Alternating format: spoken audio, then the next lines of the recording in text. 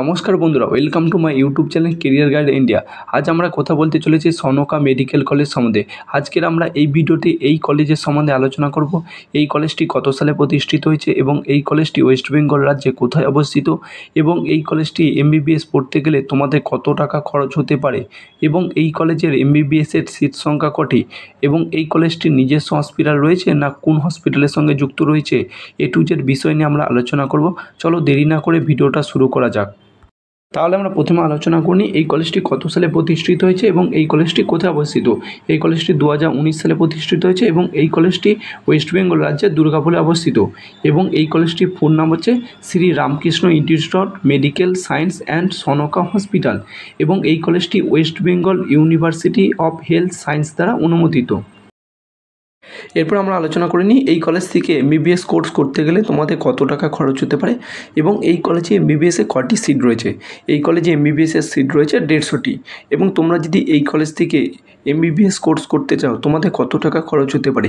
তোমরা যদি এই কলেজের স্টেট কোটার ফিস দেখো, স্টেট কোটার ফিস রয়েছে পার সেমিস্টার 2,74,000 টাকা, অ্যাডমিশন ফিস হচ্ছে 50,000 টাকা, কশন মানি রয়েছে 15,000 টাকা, যেটা তোমরা রিটার্ন ফেরত পাবে। তোমরা যদি টোটাল করে দেখো টোটাল কোর্স ফি দাঁড়াচ্ছে প্রায় 26 লাখ টাকার মতন উইদাউট হোস্টেল ছাড়া। হোস্টেল নিলে তোমাদের আরও খরচ আসবে।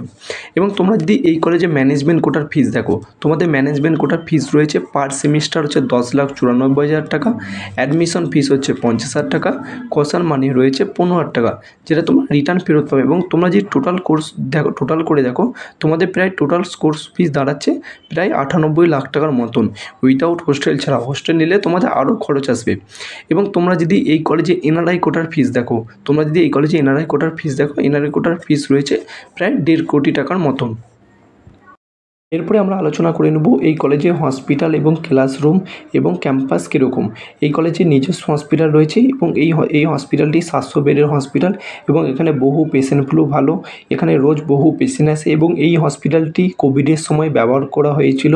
এবং তোমরা যদি এই কলেজের ক্যাম্পাস লাইব্রেরি দেখো সবকটি ভালো এবং তোমরা যদি এই কলেজে অ্যাডমিশনের জন্য ভেবে থাকো তোমরা অ্যাডমিশন নিতে পারো। এবং তোমরা যদি আমাদের থ্রুতে অ্যাডমিশন নিতে চাও আমাদের নিচে দেওয়া কন্ট্যাক্ট নাম্বার দেওয়া আছে, সেই কন্ট্যাক্ট নম্বরে যোগাযোগ করতে পারো। এবং তোমরা যদি এই ভিডিওটি ভালো লাগে লাইক কমেন্ট শেয়ার করতে ভুলবে না এবং তোমরা যদি এই চ্যানেলে নতুন হও আমাদের একটি চ্যানেলটি সাবস্ক্রাইব করে দেবেন। থ্যাংক ইউ বন্ধুরা।